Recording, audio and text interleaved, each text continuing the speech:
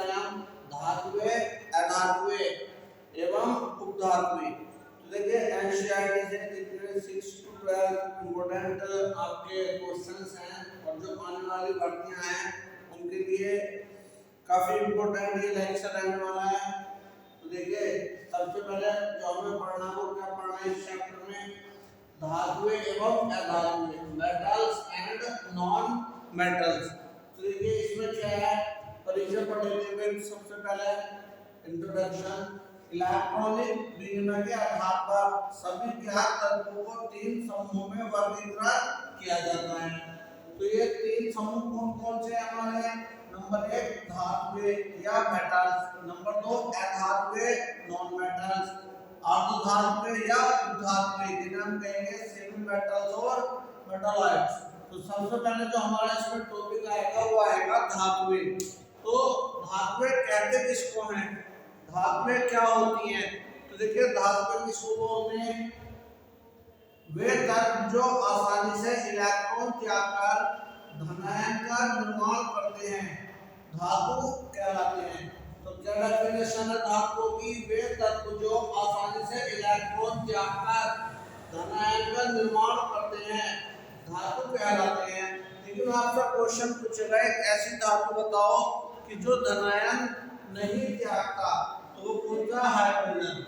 Hydrogen के अतिरिक्त लिखा है, तो हाइड्रोजन के अतिरिक्त जो इलेक्ट्रॉन त्यागते हैं वो क्या कहलाते हैं? हमारे धातु कहलाते हैं। अभी तक ज्ञात 118 तत्वों में अधिकतर धातुएं हैं।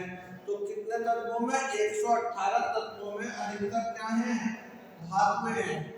इसके बाद इंपॉर्टेंट टॉपिक यहाँ से बनेगा धातुओं के भौतिक गुणधर्म यानी फिजिकल प्रॉपर्टीज ऑफ मेटल्स। तो देखिए धातुओं के भौतिक गुण क्या क्या हैं? धातुएं चमकदार होती हैं, धातुएं तन्य होती हैं। तो देखिए तन्य मतलब क्या? इस गुण के कारण धातुओं के महीन तार खींचे जा सकते हैं। सभी धातुएं समान रूप से तन्य नहीं होती। सोना सबसे तन्य धातु है। 1 ग्राम सोने से लगभग 2 किलोमीटर लंबी तार खींची जा सकती है। देखिए सोना सबसे तन्य धातु है और 1 ग्राम सोने से लगभग 2 किलोमीटर लंबी तार खींची जा सकती है। इसके बाद अगला गुण है इसका, धातुएं आघात वर्धनीय होती हैं। आघात वर्धनीय मतलब इस गुण के कारण धातुओं को पीटकर बारीक चालकों में परिवर्तित किया जा सकता है। सोना तथा चांदी सबसे अधिक आघात वर्धनीय धातु हैं। तो सबसे अधिक आघात वर्धनीय धातु कौन कौन सी है? सोना व चांदी। नेक्स्ट पॉइंट है धातुएं ऊष्मा तथा विद्युत की अच्छी चालक या सुचालक होती हैं। मोस्ट क्वेश्चन लेंगे दोस्तों ये, जो धातुएं हैं वो ऊष्मा तथा विद्युत की अच्छी चालक या सुचालक होती है। अब क्वेश्चन आएगा कि विद्युत की सबसे अच्छी सुचालक या चालक धातु कौन सी है? तो विद्युत की सबसे अच्छी चालक धातु कौन सी है? चांदी। चांदी ऊष्मा तथा विद्युत की सबसे अच्छी चालक है। धातुओं में भौतिक धातुओं में विद्युत चालकता घटते क्रम में होती है। ये वाला देखिए क्वेश्चन कई बार आया है कि सबसे अच्छी जो चालक है वो चांदी, चांदी के बाद तांबा या कॉपर नाम का, तांबे के बाद एल्युमिनियम और उसके बाद आएगा टंगस्टन। अब ये जो है सबसे अधिक विद्युत चालकता किसकी होती है? चांदी की। लेकिन सबसे कम किसकी होती है? शीशे की। शीशे की उसमें एवं विद्युत चालकता सबसे कम होती है। कई बार ये क्वेश्चन आया है कि सबसे अच्छी विद्युत की चालक चांदी और सबसे कम शीशा।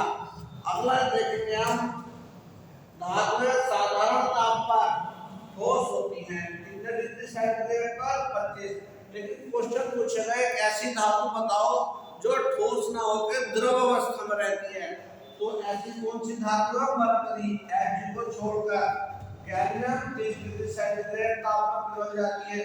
तो देखिए धातुएं क्या होती है? धातुएं साधारण ताप पर ठोस होती है, लेकिन मरकरी क्या है? ठोस नहीं होती है।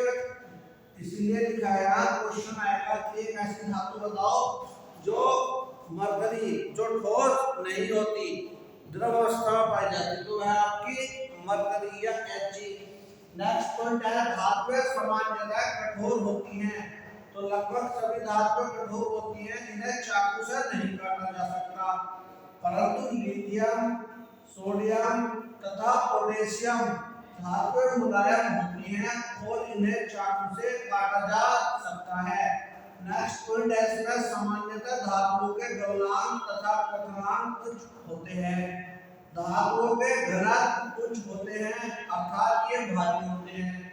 धातुएं ध्वनिक या सोनरस होते हैं, और धातुओं पे आप चोट मारोगे तो धातुओं से आवाज निकलेगी। जैसे आप लोग कोई, क्योंकि ये ठोस है, ठोस को आप कुछ मारोगे तो क्या होगी, ध्वनि निकलेगी। धातुएं ध्वनिक होती हैं, धातुएं अपारदर्शी होती हैं। देखिए जो मैंने बॉक्स में लिखे हैं इंपॉर्टेंट पॉइंट है। सबसे हल्की धातु कौन सी है, लिथियम।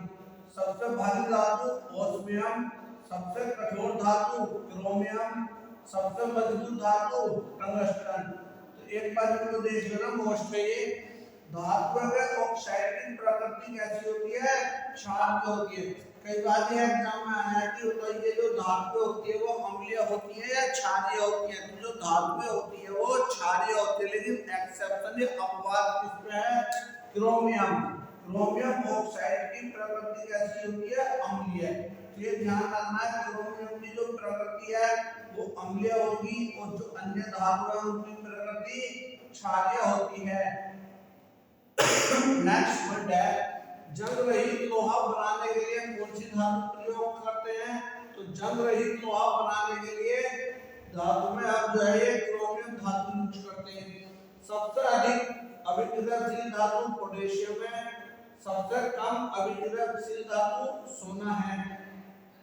विद्युत हीटर की जो पुतली है वो किसकी बनी हुई होती है, नाइक्रोम की। ये इंपॉर्टेंट क्वेश्चन मैंने लिख दिया है, ठीक है। विद्युत हीटर की कुंडली नाइक्रोम की बनी होती है। अगला प्याज लहसुन में जो गंध होती है वो किस कारण होती है, पोटेशियम की उपस्थिति के कारण।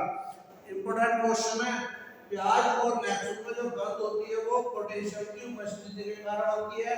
और लास्ट पॉइंट है हमारा, मोबाइल फोन में जो बैटरी प्रयुक्त पदार्थ होता है वो किसका है, लिथियम धातु का प्रयोग किया जाता है।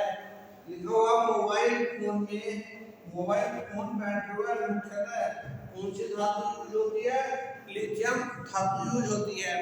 तो ये जो है हमारा पहला लेक्चर था धातुओं में इंपॉर्टेंट पॉइंट्स हैं। मिलते हैं और दूसरे लेक्चर में धातुओं के, तब तक के लिए गुड बाय।